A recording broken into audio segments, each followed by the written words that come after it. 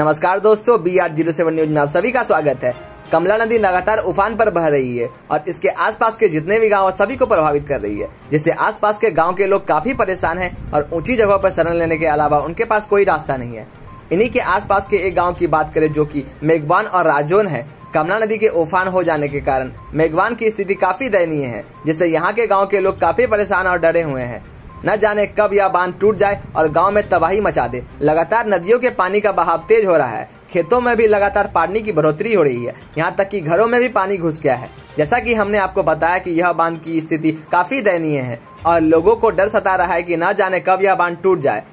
अभी आधी रात को गांव के आसपास के प्रशासन को इस पर ध्यान देना चाहिए और गांव में जाकर इसकी समीक्षा करना चाहिए कि अभी यहाँ क्या हाल है। हम आपको बता दें कि यही नदी जयनगर और दरभंगा के कई जगहों में तबाही मचा चुकी है। यह वीडियो हमें इम्तियाज अहमद खान ने शेयर किया है, जिनका हम तहे दिल से धन्यवाद करते हैं, जिससे हमें उम्मीद है कि यह वीडियो देखने के बाद प्रशासन इस पर ध्यान देगी।